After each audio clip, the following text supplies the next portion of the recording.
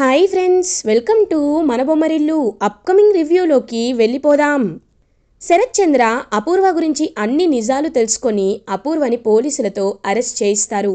అపూర్వ arrest అయి వెళ్ళిపోయిన తర్వాత శోభాచంద్ర ఫోటోకి ఉన్న పూల దండని తీసేసి అపూర్వ ఫోటో ఒకటి రెడీ చేసి అపూర్వ ఫోటోని గోడకి పెడతారు. పూల దండని అపూర్వ ఫోటోకి వేస్తారు. అదంతా భూమి, నక్షత్ర, చెర్రీ, కృష్ణప్రసాద్, మీరా చూస్తూ ఉంటారు. ఒక్కసారిగా షాక్ అయిపోతారు. వెంటనే నక్షత్ర, డాడీ, ఏంటి డాడీ, ఏం చేస్తున్నారు మీరు? మమ్మీ బ్రతికే ఉంది కదా అని ఏడుస్తుంది నక్షత్ర. అప్పుడే శరత్చంద్ర, చూడు నక్షత్ర, అపూర్వ ఒక దుర్మార్గురాలు. నా దేవత శోభానే పొట్టన పెట్టుకున్న పాపాత్మురాలు. అలాంటి పాపాత్మురాలు బ్రతికి ఉన్నా నాకు చచ్చిన శవంతో సమానం. అందుకే నేను ఫోటో పెట్టి దండ వేశాను. ఇవాటి నుండి ఈ అపూర్వ నా దృష్టిలో చచ్చిపోయింది. నా నా దేవత శోభ బ్రతికొచ్చింది, భూమి రూపంలో బ్రతికొచ్చింది. భూమిని చూస్తుంటే నాకు నా శోభని చూస్తున్నట్లే అనిపిస్తుంది. శోభ ఆత్మ భూమిలో ఉన్నట్టు అనిపిస్తుంది అని భూమిని హక్ చేసుకుంటారు హ్యాపీగా. శరత్చంద్ర, భూమి కూడా చాలా అంటే చాలా హ్యాపీగా ఫీల్ అవుతుంది. ఇంకా వెంటనే శరత్చంద్ర భూమితో, చూడు భూమి, ఇవాళ నేను చాలా సంతోషంగా ఉన్నాను. నా శోభ చావుకి ఇవాళ న్యాయం జరిగింది కాబట్టి నిన్ను అడుగుతున్నాను, చెప్పు, నువ్వు ఏం కోరుకున్నా అది నేను నెరవేరుస్తాను. చెప్పమ్మా, నీకు ఏదైనా కోరికుందా? అది నేను తీరుస్తాను అని అంటారు శరత్చంద్ర. వెంటనే ఇంకా కృష్ణప్రసాద్, చెర్రీ అందరూ భూమి గురించి ఆలోచిస్తూ, గగన్ గురించి అడుగమ్మా, గగన్ గురించి అడుగు భూమి అని ఇంకా అలా పాపం కౌశిక్ అయితే, కృష్ణప్రసాద్ అయితే ఆలోచిస్తూ ఉంటారు.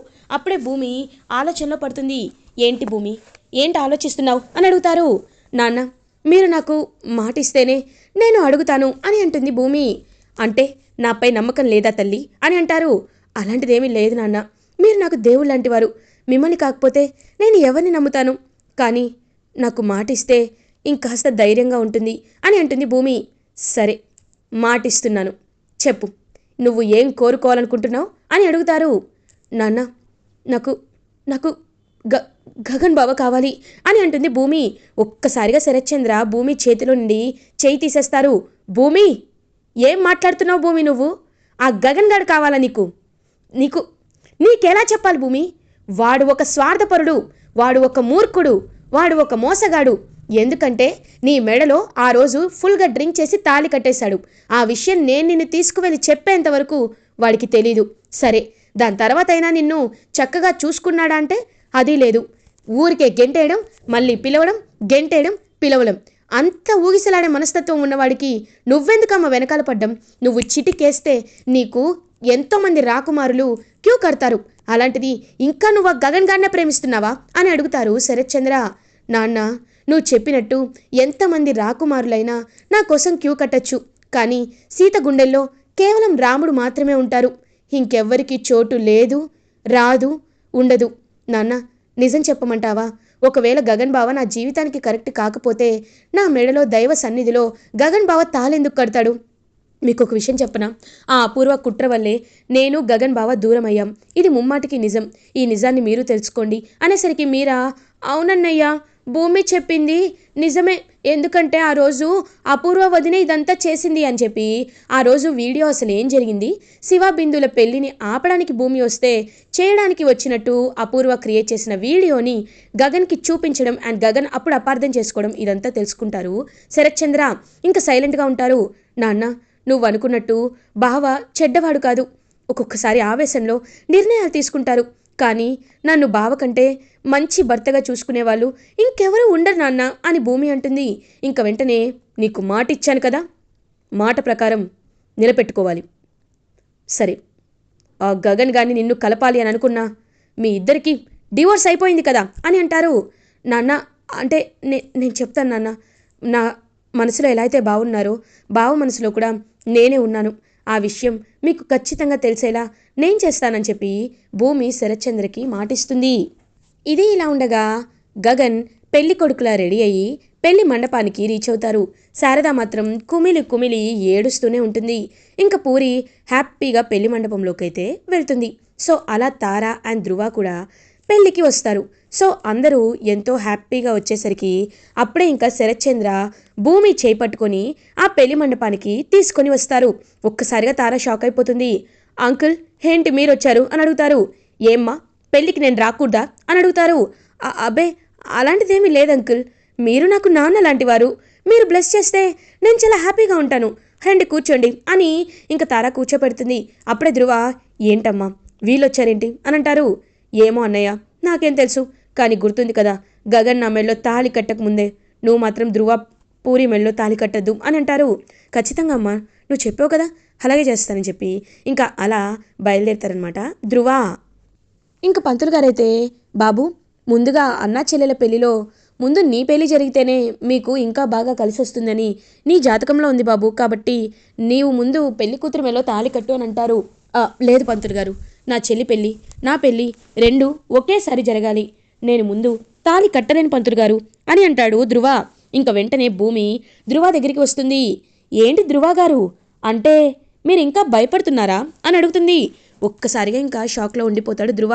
తారకి ఈగో హర్ట్ అవుతుంది. ఏంటి ఏంటి భయపడేది అని అంటారు. అవును, ఎక్కడా మళ్ళీ గగన్ బావ నీకు దూరమైపోతాడోనని మీ అన్నయ్యని లాక్ చేశావు. ఛీ, అసలు మీది ఒక మనిషి తత్వమేనా?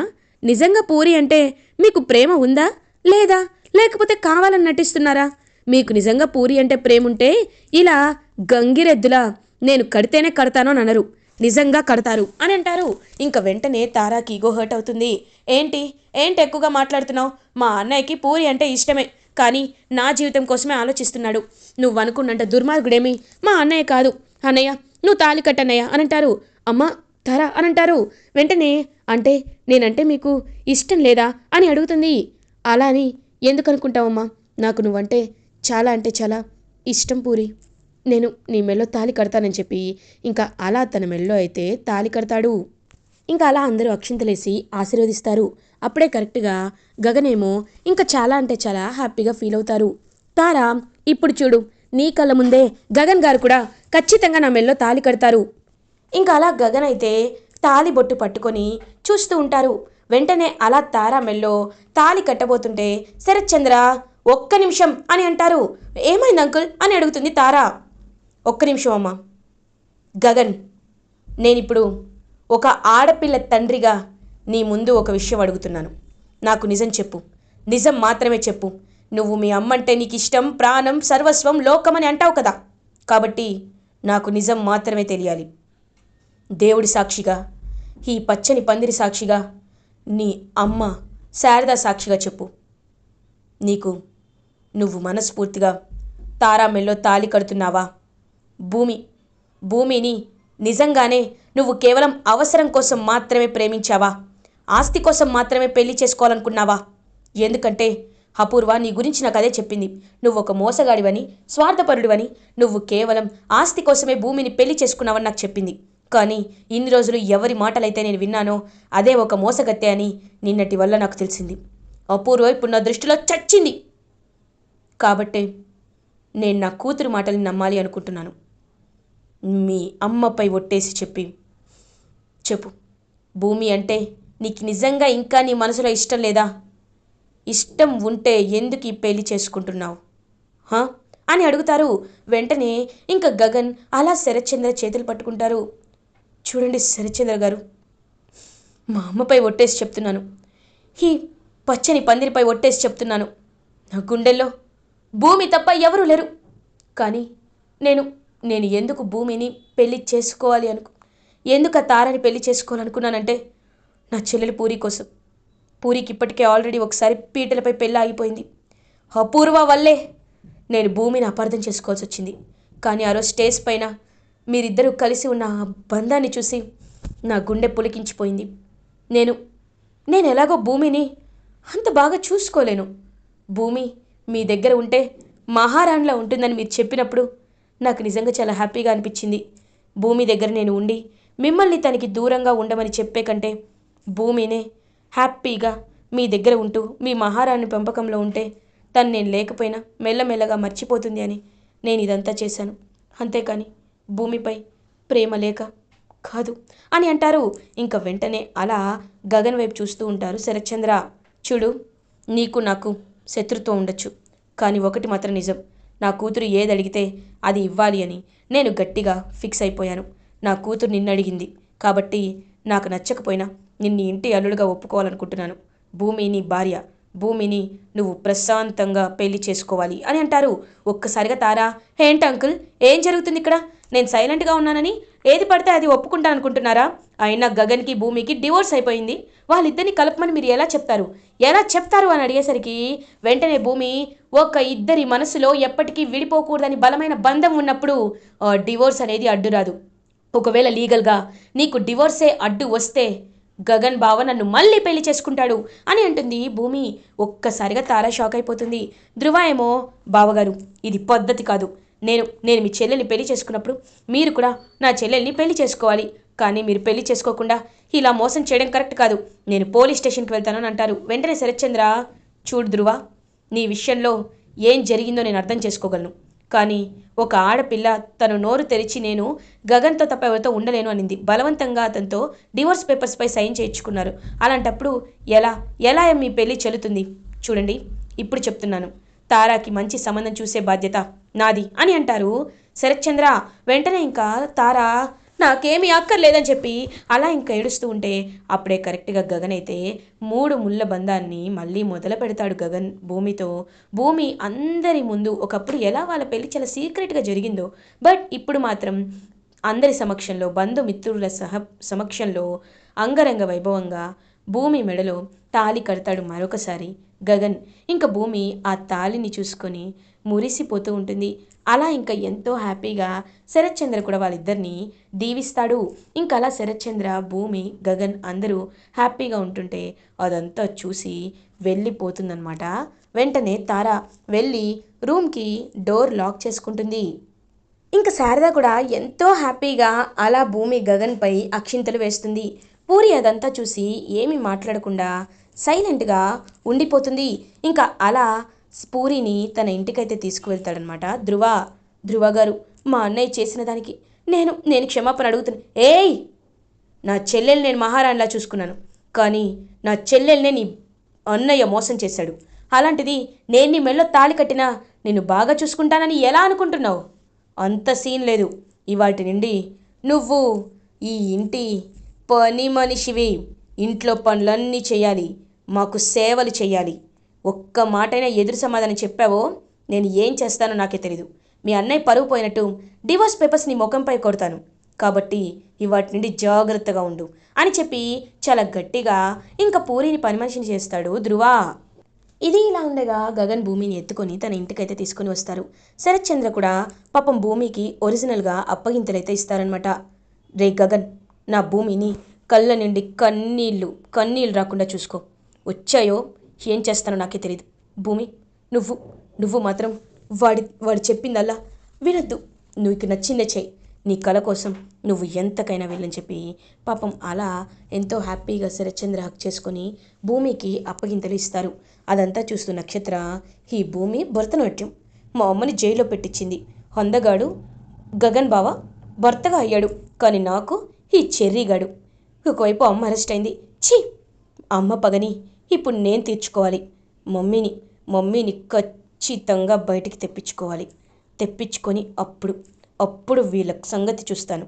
మా మమ్మీని వీళ్ళందరూ బాగా ఏడిపించారు, వీళ్ళందరినీ నేను ఏడిపిస్తాను అని అప్పటి నుండి నక్షత్ర ఇంట్లో వాళ్ళందరిపై పగ పెట్టుకుంటుంది. ఇది ఇలా ఉండగా మార్నింగ్ అవుతుంది. భూమి, గగన్ ఇద్దరు హ్యాపీగా కిందకి వచ్చేసరికి శారద, నాన్న గగన్, నీకు ఒక శుభవార్త చెప్పాలరా. అది ఏంటి అంటే, పూరికి పెళ్ళైపోయింది కదా, కాబట్టి ఇవాళ పూరి వాళ్ళ ఇంట్లో సత్యనారాయణ వ్రతం అనేది జరుగుతుంది. మనమే తాంబూలం తీసుకొని వెళ్ళాలి. పెళ్లి కూతురికి ఆడపిల్ల తరపున వెళ్ళాలి కదా అని అంటారు. అమ్మ కానీ అని అంటారు. నువ్వేం కంగారు పడద్దురా, ఎంతైనా ధృవ మనసులో పూరి ఉంది. ఆ విషయం ఎప్పుడూ తెలుస్తూనే ఉంటుంది. రా వెళ్దామని చెప్పి ఇంకా అలా భూమి, గగన్, శారద ముగ్గురు కలిసి తాంబూలం తీసుకొని ధృవ వాళ్ళ ఇంటికి బయలుదేరతారు. తాంబూలంతో పాటు సారే, చీరే, నగలు అండ్ ఏవైతే పూరి వేసుకోవాలో అవన్నీ తీసుకొని గగన్ వాళ్ళు ధృవ వాళ్ళ ఇంటికైతే బయలుదేరతారు. ఇంకా అలా గగన్ ఇంటికి రీచ్ అయ్యేసరికి పాపం పూరి ఇంట్లో పనులన్నీ చేస్తూ ఉంటుంది. ఒక్కసారిగా గగన్ అది చూసి షాక్లో ఉండిపోతారు. పూరి అని అనగానే అన్నయ్య అని పూరి గగన్ని హక్ చేసుకొని ఏడుస్తుంది. అప్పుడే ఇంకా ధ్రువ అయితే కిందకి వస్తాడు. ఏయ్, ఎవరు మిమ్మల్ని లోపలికి రానిచ్చింది? సెక్యూరిటీ, బయటికి గంటే వెళ్ళి అని అంటారు. ధ్రువ గారు, మీరు చేస్తుంది తప్పు అని అంటాడు గగన్. ఏంటి తప్పు? ఏంటి తప్పు? మీ చెల్లెల్ని నేను పెళ్లి చేసుకోవాలనుకున్నాను. కారణం నువ్వు నా చెల్లెల్ని పెళ్లి చేసుకుంటావని. నా చెల్లెలికి అన్యాయం చేసి తనకి లేనిపోని ఆశలు క్రియేట్ చేసి ఇప్పుడు వదిలేసి నువ్వు నీ పాత భార్యతో సంతోషంగా ఉంటే నీ చెల్లెల్ని నేనెందుకు సంతోషంగా చూసుకుంటాను? చూడు గగన్, ఈ మొత్తం ప్రాసెస్లో తప్పెవరిదైనా ఉందంటే అది కేవలం నీదే. ఎందుకంటే నేనేమీ నీ చెల్లెల్ని పెళ్లి చేసుకుంటానని మీ ఇంటికి రాలేదు. నువ్వే మా ఇంటికి వచ్చి నీ చెల్లెల్ని పెళ్లి చేసుకోమని అడిగావు. దానికి బదులు నా చెల్లెల్ని చేసుకుంటావా అని అడిగితే చేసుకుంటాను అని చెప్పావు. అలాంటప్పుడు నీ చెల్లెల్ని నేను ఎందుకు బాగా చూసుకోవాలి అని అంటారు ధ్రువ. ఇంకా ఒక్కసారిగా భూమి, చూడండి ధ్రువ గారు, మా బావ ఆవేశంలో నిర్ణయం తీసుకోవచ్చు, కానీ పెళ్ళైన ఒక ఆడపిల్లని ఇంతలా టార్చర్ పెట్టడం తప్పండి. అయినా తారాకి ముందే మా బావకి పెళ్ళయిందని తెలుసు కాబట్టే తను విడాకుల పేపర్స్పై సైన్ చేయించాలి అని అనుకుంది, కానీ మా ఇద్దరి ప్రేమ బంధాన్ని మాత్రం తీయలేకపోయింది అని అంటుంది భూమి. అదంతా మాకు తెలీదు. నేను మాత్రం ఇలానే ఉంటాను. నా చెల్లి జీవితం సెట్ అయ్యేంత వరకు ఇలానే ఉంటాను అని ధ్రువ చెప్తాడు. అప్పుడే ఇంక పూరి, అన్నయ్య ముందు మీరు రండి అని చెప్పి బయటికి తీసుకువెళ్తుంది. చిన్నప్పటి నుండి కొంచెం కూడా కష్టం తెలియకుండా పెంచిన పూరిని ఆ స్థితిలో చూసి గగన్ చాలా బాధపడతాడు. అన్నయ్య, ఇదంతా నేను చేసుకుందే అన్నయ్య. ఆ రోజు గుళ్ళో ఆయన్ని చూడగానే నచ్చాడని నేను నీకు చెప్పడం వల్లే కదా నువ్వు వెళ్ళి అడిగావు. ఎవరి కర్మకి వాళ్ళే బాధ్యులన్నయ్య. ఇదంతా నేను చేసుకుందే. కానీ ఒకటి మాత్రం నిజం, ధ్రువ గారు చెడ్డవారైతే కాదు. ఆయన మనసులో, ఆయన కళ్ళల్లో నాపై ప్రేమ కనిపిస్తుంది. నేను ఎలా అయినా ఆయన్ని మార్చుకుంటాను. నువ్వు మాత్రం బాధపడద్దు. భూమి వదినని నువ్వు బాగా చూసుకో, అంతే. నా గురించి అస్సలు బాధపడద్దని ఇంకా పూరి చెప్తుంది గగన్కి. పాపం శారద అండ్ గగన్ ఇద్దరూ పూరిని హక్ చేసుకొని ఏడుస్తారు. భూమి అలా చూస్తూ ఉంటుంది. తారాకి ఎలా అయినా ఒక మంచి సంబంధాన్ని సెట్ చేయాలి. తారాకి గగన్ బాబుపై ఉన్నది కేవలం ఒక అట్రాక్షన్ మాత్రమే. తనకి నిజమైన ప్రేమ అంటే ఎలా ఉంటుందో ఖచ్చితంగా పరిచయం చేయాలి అని భూమి ఫిక్స్ అయిపోతుంది. ఇది ఇలా ఉండగా శరత్చంద్ర కూడా భూమి కోసం సారే చీరలు నగలు ఇవ్వాలి అని అన్నీ రెడీ చేపిస్తూ ఉంటాడు. నక్షత్ర అదంతా చూస్తూ చాలా జెలస్గా ఫీల్ అవుతుంది. దానికి సారే పంపిస్తావా డాడీ? ఇప్పుడు చూడు ఏం చేస్తాను అని ఇంకా పంపిస్తున్న సారే లడ్డూస్ అండ్ స్వీట్స్లో విషం కలపడానికి పాయిజన్ బాటిల్ని అలా తీసుకునేలోపు ఒక చెయ్యి వచ్చి అడ్డుకుంటుంది. ఎవరో కాదు, చెర్రీ. ఇంకా నక్షత్ర చెయ్యిని గట్టిగా మెలిపెట్టేస్తాడు. ఏయ్ చెర్రీ, వదలను. ఏంటి వదిలేది? నువ్వు చేస్తున్న ఈ దిక్కుమాల పని చూస్తూ కూర్చోవాలా? ఇంకొకసారి ఎవ్వరి విషయంలో అయినా మీ అమ్మగారు అపూర్వలాగా నువ్వు బిహేవ్ చేస్తే నేను మాత్రం నిన్ను అరెస్ట్ చేయించను, డైరెక్ట్గా చంపేస్తాను, గుర్తుపెట్టుకో అని చెప్పి గట్టిగా ఇంకా నక్షత్రాన్ని పక్కకి తోసేస్తాడు చెర్రీ. అలా ఇంకా పాయిజన్ కలపకుండా ఇంకా శరత్చంద్ర కూడా సారే చీరలు తీసుకువెళ్ళి హ్యాపీగా గగన్ భూమి వాళ్ళకి ఇంకా అందిస్తాడు. భూమి అలా శరత్చంద్ర తనపై చూపిస్తున్న ప్రేమను చూసి చాలా హ్యాపీగా ఫీల్ అవుతుంది. ఇలా ఎపిసోడ్ ఎండ్ అవుతుంది. ఫర్దర్ ఎపిసోడ్ రివ్యూస్ ముందుగా మీకు కావాలి అనుకుంటే మా ఛానల్ని సబ్స్క్రైబ్ చేసుకోండి. Thanks for watching.